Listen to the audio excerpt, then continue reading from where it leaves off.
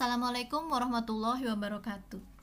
Kali ini saya akan membahas mengenai cara memanage stres untuk ibu-ibu di tengah pandemi COVID-19. Nama saya Karlisa Priandana, saya pengajar di Departemen Ilmu Komputer IPB. Sebenarnya kenapa sih kita bisa stres? Ya, yang pertama tentunya school from home. Ternyata di tengah pandemi COVID-19 ini, kita perlu menjadi guru bagi anak-anak kita di rumah. Ini ternyata cukup berat karena banyak sekali hal yang harus kita persiapkan dan kita kerjakan di samping tugas-tugas kita yang sebelumnya memang sudah ada. Selain itu, kita juga mungkin khawatir kehilangan pekerjaan atau khawatir tertular penyakit. Terus kita dihadapi dengan berbagai berita tentang kematian-kematian dan economic recession. Selain itu, kita juga sedang terisolasi dari teman-teman dan keluarga, sehingga mungkin menambah beban pikiran. Inti yang ingin saya sampaikan adalah bahwa it is natural to feel stressed. Banyak sekali ibu-ibu yang stres dan itu normal. Anda tidak sendirian di sini.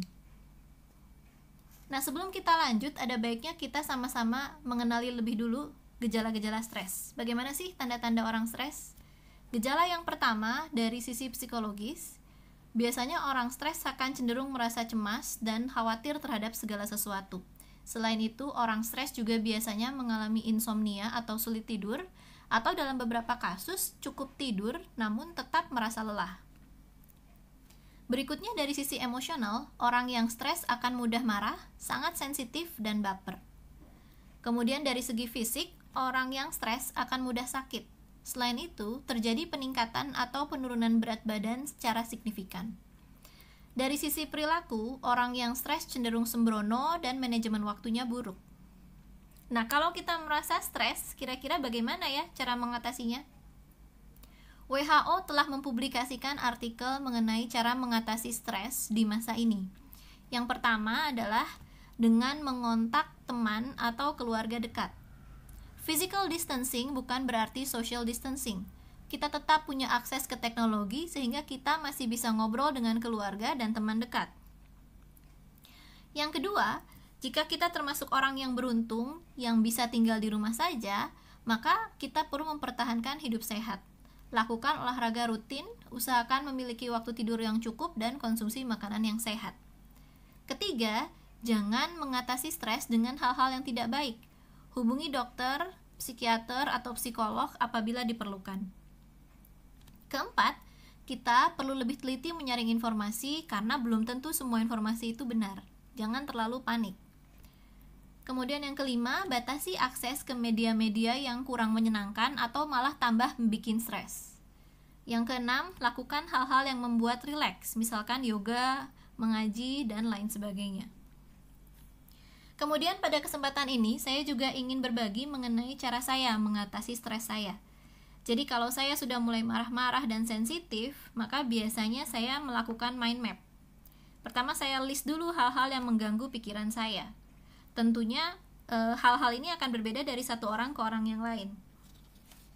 Lalu setelah saya list hal-hal tersebut, saya tentukan mana yang kecemasan, mana yang prioritas. Kecemasan menurut saya adalah kekhawatiran yang tidak perlu, yang kalaupun kita khawatir berlebihan, tidak ada yang bisa mengubahnya kecuali kalau kita melakukan sesuatu. Dari list ini, saya anggap bahwa terlalu banyak pekerjaan ini adalah kecemasan. Karena pekerjaan tidak akan menjadi sedikit kalau tidak mulai dikerjakan. Jadi yang penting bukan terlalu banyak pekerjaan, tapi mulai melakukan pekerjaan.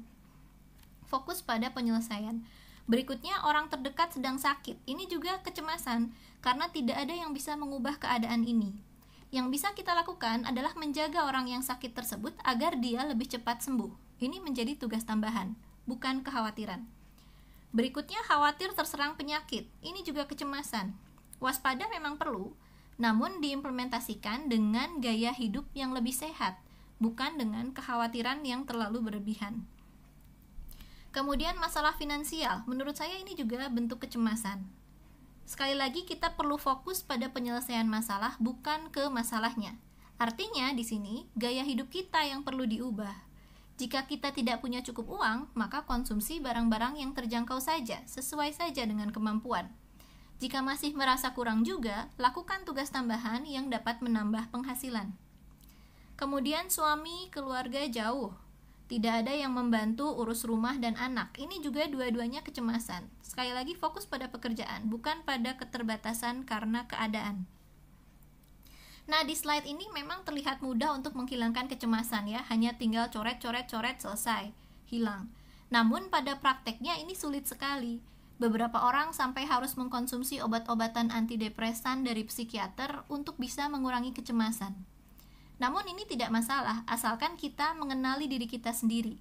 Kita tahu kapan kita bisa mengatasi kecemasan kita sendiri, dan kapan kita perlu bantuan medis. Nah, setelah kecemasan ini hilang, maka kita bisa mulai fokus ke prioritas, yaitu hal-hal yang perlu kita kerjakan. Tapi sebelumnya, kita perlu list lagi hal-hal yang perlu dilakukan ya. Ini kecemasan hilang. Tadi misalnya kita perlu menjaga orang yang sakit, artinya kita punya tugas tambahan. Kemudian kita punya tugas tambahan untuk mendapatkan honor tambahan, misalkan kalau ada masalah finansial. Dan jangan lupa, hal-hal yang menyenangkan juga perlu kita masukkan demi kesehatan mental kita. Jadi kita masukkan nonton drama Korea, masak makanan kesukaan, melukis, olahraga, tidur misalnya. Ini orang-orang bisa beda ya satu sama lain. Nah, kemudian baru kita tentukan prioritas. Untuk saya misalnya, prioritas 1 adalah mengajari anak dulu. Setelah itu, tugas kantor A, tugas proyek A, tugas rumah A. Tugas rumah B di sini saya delegasikan ke anak, sambil sekalian mengajari anak. Jadi kan hilang tugas rumah B-nya. Kemudian, tugas tambahan A menjadi prioritas saya berikutnya. Nah, setelah saya lihat kok sudah ada 5 ini prioritasnya, saya tidak mampu mengerjakan semua ini. Kalau hal ini yang terjadi, maka belajar untuk mendelegasikan tugas ke orang lain. Atau kalau ada kesempatan menolak, ya kita tolak saja tugasnya dengan cara yang baik. Artinya kita kerjakan sesuatu sesuai kemampuan kita.